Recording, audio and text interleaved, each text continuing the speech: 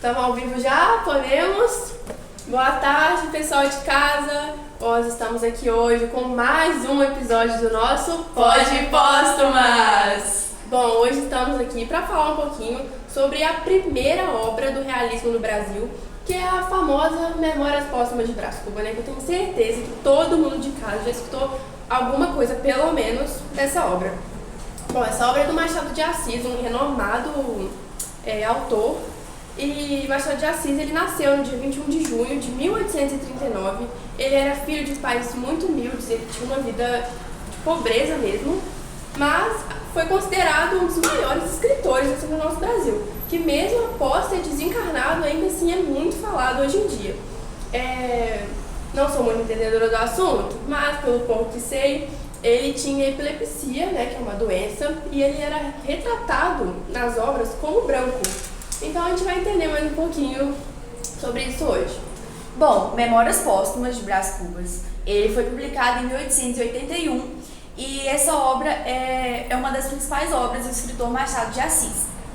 O romance é considerado o marco inicial do realismo no Brasil e, sim, por consequência, Machado de Assis ele é reconhecido como o pai do realismo no Brasil. Então, o contexto histórico que dialoga com o romance é o Brasil construindo o seu espaço urbano e tudo mais. E a principal cidade é o Rio de Janeiro, né? Porque era a capital nacional do período. Sim, e hoje nós estamos aqui, como a gente não sabe de nada direito, nós estamos aqui com 3 estudantes que estão aí cursando a área de humanas para falar um pouquinho pra gente. Então vou pedir que vocês se apresentem, sejam muito bem-vindos ao nosso Pode Póstumas, a gente fica muito feliz em receber vocês. Se apresentem um pouquinho pra gente. Primeiramente, queria agradecer pelo convite. Muito obrigada, Clara, Luísa. É um prazer enorme estar aqui no Pode Póstumas. E eu sou a Laura, sou formada em História pela UFJF. E Memórias Póstumas era um livro que tem o meu coração, gosto de falar. E eu e meus amigos aqui somos um pouco entendedores desse assunto. Eu sou Eduarda, é uma honra estar aqui no Pode Póstumas, muito obrigada pelo convite, meninas. E eu sou formada em literatura na USP e Memórias Póstumas sempre foi o livro, tipo assim, que mais mexe comigo do Machado de Assis. Então eu tenho algumas críticas, algumas coisas bem legais para falar sobre esse assunto. Meu nome é Gabriel, eu fiz filosofia na Universidade do FJF, no momento eu estou cursando literatura também lá. E eu vou também falar um pouco, igual elas falaram, sobre essa obra que tem muita coisa a se falar. Novamente, obrigado pelo convite. Bom, agora a gente vai fazer umas perguntinhas para vocês. E Duda, pode chamar de Duda, né? Pode. Começa falando um pouquinho pra gente sobre o início do livro e tudo que acontece, por favor. Então, o nosso queridíssimo Brás Cubas, ou não tão querido assim, ele é um defunto autor. E essa é uma característica muito importante, já que é a primeira vez que ela aparece na obra brasileira. E ele era de uma sociedade burguesa, carioca, e tudo que ele tinha era de herança familiar. Então, ele era meio que um mimado, ele não precisava de trabalhar para ter o que ele tinha. E logo no começo, o livro tem uma dedicatória que fala sobre... Ele dedica o livro ao primeiro verme que comeu o cadáver dele lá. E isso mostra muito sobre o pessimismo machadiano. Aí o livro também já começa com a morte dele e cita sobre o emplasto, que é uma coisa muito importante dos jogos de interesse. Bom, eu queria saber também um pouquinho sobre como é que era a relação deles com os negros escravizados. Bem, na obra, na parte da infância dele, ele retrata como ele tratava os escravos e principalmente eles tratavam como animais.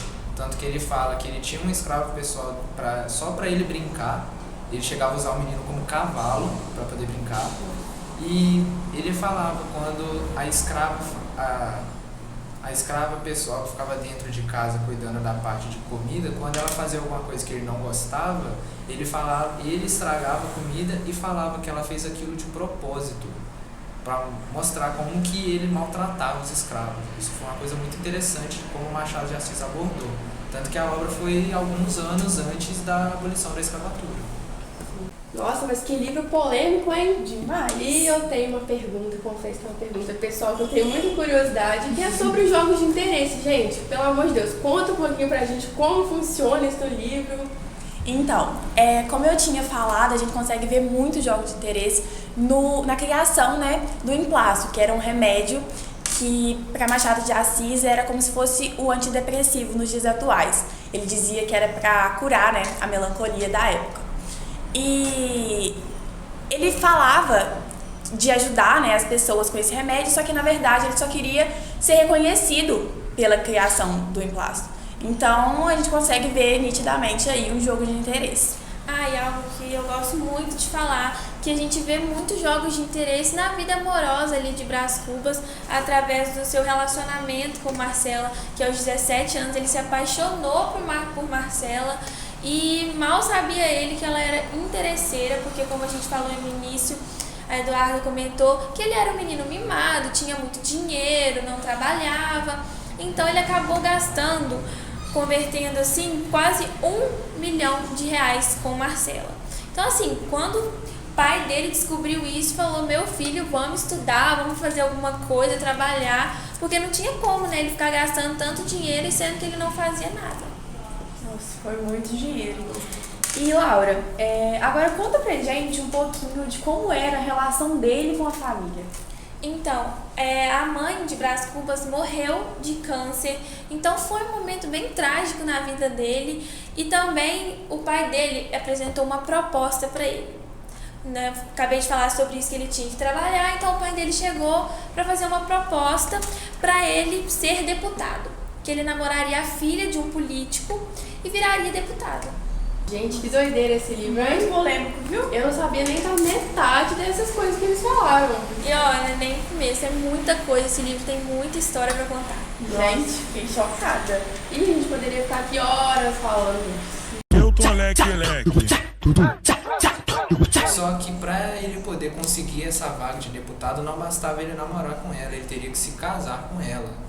Aí ele vai seguindo, vai saindo com ela, ele é convidado para alguns jantares na casa dela, só que chega na região um outro político, um aspirante a político, que é o Lobo Neves. E vale uma coisa lembrar que a família de Lobo Neves era muito mais ali rica, muito mais influente do que a família de Brás Cubas.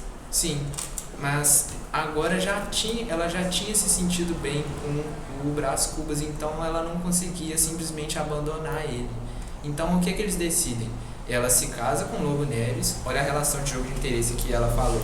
Ela Sociedade se casa que vive com de ele. aparências, como diz Machado de Assis. Sim, porque ele diz pra ela que em pouco tempo, em menos de um ano, ele vai se tornar marechal, que é um cargo super top, né?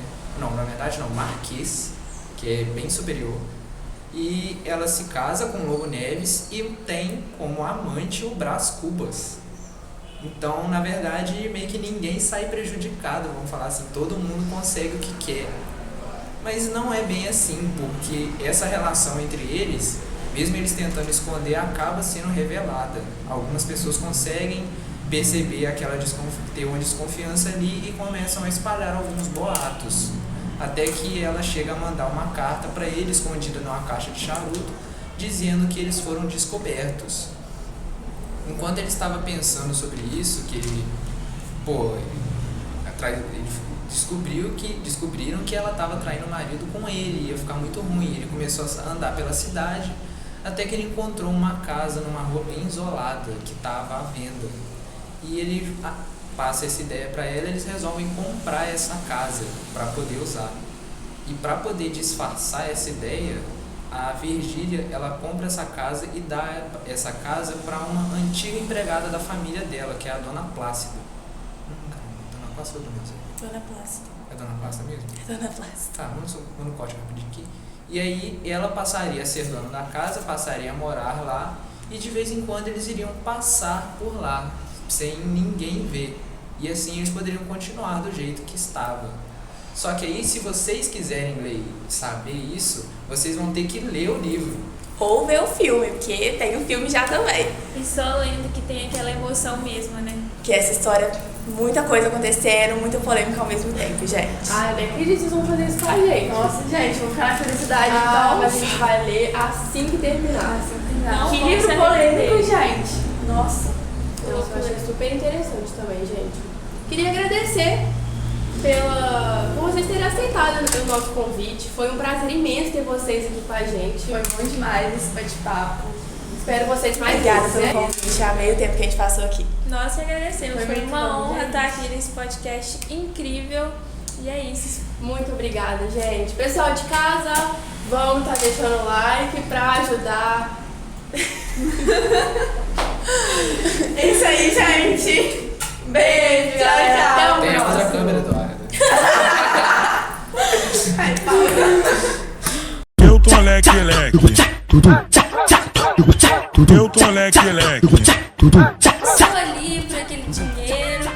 E aí, ele gastava com ela uma quantia absurda, que era ter 11 coins, que é 11 coins? Não é 11 coins. Contos de réis. Que contos, velho? Que coins? De onde você tirou coins? Isso aqui é contos. Du, deixa ela começar de novo. Vai começar tudo. 11 coins. Hoje com mais um Pode Postumas. É a capital nacional do período.